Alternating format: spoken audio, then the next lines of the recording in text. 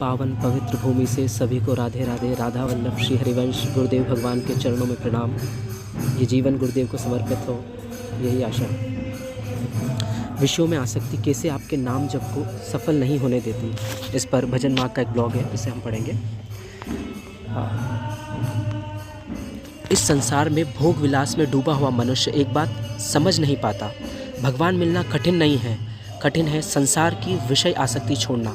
महापुरुष कहते हैं भगवान को पाना सरल है, परंतु विषयों में फंसे हुए मनुष्य के लिए वही सरल वस्तु अत्यंत कठिन हो जाती है। विषयों की सत्ता नहीं, परंतु मन ने उन्हें सत्य मान लिया है। विषय, भोग, वस्तुएं, आकर्षण न पहले थे, न आज है और न आगे रहेंगे। उनकी कोई स्थायी सत्ता नहीं, फिर भी हम मनुष्य उनके पीछे भागते हैं। क्यों? क्योंकि हमने अपने अस्तित्व को विषयों में रख दिया है। हमने अपने अस्तित्व को विषयों में रख दिया है। हम मान बैठे हैं कि सुख, सम्मान, आनंद सब इनसे मिलेगा। यही भ्रम भगवान की प्राप्ति दुर्लभ बना देता है। भगवान क्यों दुर्लभ लगते हैं? भगवान के लिए कहा गया है मिलना सरल है। भगवान मिलना सरल है, लेकिन विषय वासना से भरे मन के लिए वही भगवान दुर्लभ हो जाते हैं, क्योंकि उसका हृदय भगवान की ओर उठ नहीं सकता। जो मन भोगों में डूबा है, उसमें भगवान की चाह, ललक उठ ही नहीं सकती। ललक ही साधना का मूल है, और ललक कब आती है? संत समागम और भगवान की कृपा से। विषय रुचि और ब्रह्म ज्ञान दोनों साथ साथ नहीं रह सकते। गीता कहती है भोगेश्वर्य प्रसक्ता नाम तया प्रतचेतसाम वेसात्मिका बुद्धि समाधो न विधीयते, अर्थात जिनकी बुद्धि विषय भोगों में डूबी हो, वे भगवान की स्मृति, प्रेम, समाधि कुछ भी प्राप्त नहीं कर सकते, क्योंकि मन दो स्थानों पर एक साथ टिक ही नहीं सकता, या तो विषयों में या भगवान में। अनन्य चिंतन भगवान को पाने की एकमात्र विधि। भगवान कहते हैं अनन्य चेतसा सतसम यो माम स्मृति नित्यशः तस्याहम सुलभ पार्थ नित्य युक्तस्य योगिनः। अनन्य का अर्थ है भगवान के सिवा कुछ भी न दिखे। हर वस्तु, हर जीव, हर परिस्थिति में भगवान का ही दर्शन हो। जब यह भाव जागता है, तब मन भगवान में स्थित हो जाता है, और ऐसे साधक के लिए भगवान कहते हैं मैं अत्यंत सुलभ हूँ। किन के लिए भगवान अत्यंत सुलभ है? जो हर वस्तु, हर जीव, हर परिस्थिति में भगवान का ही दर्शन करते हों। भगवान का दर्शन आसान है, पर स्मृति अत्यंत दुर्लभ है। रावण, कुंभकर्ण, शिशुपाल, इन सभी को भगवान का दर्शन मिला, परंतु प्रीतिपूर्वक स्मरण नहीं मिला। स्मरण ही वह शक्ति है जो भगवान को निकट ला देती है। स्मृति में इतना बल है कि यदि भगवान की प्राप्ति 100 बार भी होनी हो, स्मृति उसे पूरा करा दे। स्मृति में इतना बल है कि यदि भगवान की प्राप्ति 100 बार भी होनी हो, उसे स्मृति पूर्ण करा दे। स्मृति का चमत्कार। बिलमंगल जी की कथा। बिलमंगल जी की आंखें थी, पर दृष्टि भगवान में नहीं थी। जब विषय विकार से तंग आकर उन्होंने अपनी आंखें फोड़ दी, तो वे अंधे हो गए।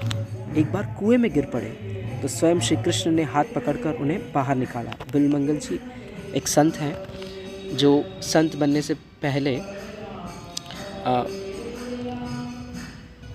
हम एक अलग ब्लॉग बना सकते हैं, जिसमें हम बिलमंगल जी के बारे में बात करेंगे, के बारे में चर्चा करेंगे, उनका स्मरण करके हमारा चित्त शुद्ध करेंगे। तो वो एक बार किसी स्त्री के प्रति अपनी आकर्षित होकर वो जाने लगे थे, तो उन्हें लगा जिन आँखों ने मुझे भगवान से विलग करके भोग की ओर बढ़ाया, मैं उन आँखों को ही फोड़ लेता हूँ। और फिर उसके पश्चात वो किसी कुएं में गिर गए, तो उन्हें निकालने के लिए स्वयं भगवान आए थे। तो ये उसी कथा की चर्चा है। गुरुदेव भगवान ने भी बहुत अच्छा उनका चरित्र बताया है। जिसने निकाला, तो बिलमंगल जी समझ गए जिसने निकाला वो कोई मनुष्य नहीं, वही मेरे श्याम है।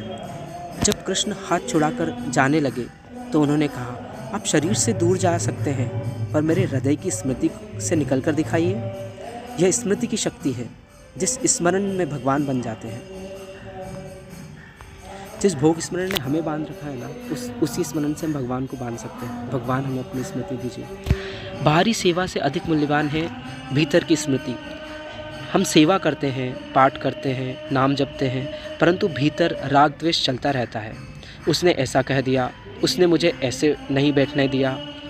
ऐसी सेवा फल नहीं देती। सेवा का फल क्या है? भगवान की ओर आकर्षण। यदि यह नहीं हो रहा, तो समझिए सेवा हुई पर स्मृति नहीं रही। श्री राधा। चतुरासी जी पाठ, नाम जप सब तभी फलित जब चिंतन युक्त हो। जब पाठ कंठस्थ हो जाता है तो मन भटकता जाता है, 20-30 पद निकल जाते हैं, पता भी नहीं चलता। इसलिए एक चिंतन युक्त होकर पाठ करो, अंदर ही अंदर प्रत्येक शब्द पर मन लगाओ। यही स्मृति को विकसित करता है। ध्रुव जी, स्मृति की चरम स्थिति। ध्रुव जी का ध्यान इतना गहरा था कि जब भगवान प्रत्यक्ष खड़े हुए वे आंखें खोल नहीं पा रहे थे, क्योंकि भीतर की स्मृति में जो भगवान थे वे बाहर के दर्शन से अधिक मधुर थे। जब भगवान ने भीतर की वह मूर्ति हटा ली, तभी ध्रुव जी ने व्याकुल होकर आंखें खोली। यह है स्मृति की शक्ति। स्मृति भक्त का परम धन। महापुरुष कहते हैं, आपकी स्मृति बनी रहे, बस यही जीवन का परम लाभ है। हे प्रभु, हे श्री जी, आपकी स्मृति बनी रहे। सबसे बड़ा नुकसान है भगवान की विस्मृति। इसलिए भक्त प्रार्थना करते हैं, सुख मुझे भूल जाए पर आपकी स्मृति मुझे न छोड़े। तो हम में सबसे अधिक इच्छा होनी चाहिए, हे भगवान, हे नाथ, हे मेरे परम प्रिय गुरुदेव, है मेरी श्री जी, मैं आपको कभी ना भूलूं। है मेरे लालजू, है मेरे राधा वल्लभ जी, है मेरे प्यारे वृंदावन, हे यमुना रस रानी, आप हमेशा मेरे चित्त में बसे रहो। आप हमेशा मुझे अपनी स्मृति दें। और आप सभी भक्तगण, आप सभी लोग जो सुन रहे हैं, वो भी मुझ पर मेरे लिए प्रार्थना करें कि मैं हमेशा भगवान की स्मृति में डूबा रहूं और भोगों की ओर ना बढ़ूं। जो दुख भगवान की स्मृति दिला दे, भक्त उनका भी स्वागत करता है। निष्कर्ष, भगवान की प्राप्ति का सूत्र। भगवान का मिलना कठिन नहीं है, हमारी विषयासक्ति कठिन है। भगवान की कृपा हर क्षण उपलब्ध है, पर मन विषयों में भटक रहा है। यदि साधक विषयों से हटे, हर समय नाम जप करते रहे, भगवान की स्मृति को प्रमुख रखे, सेवा को चिंतन युक्त करे, संतों की संगति अपनाए, तो वह स्वयं कहते हैं, मैं उसके लिए अत्यंत सुलभ हूँ।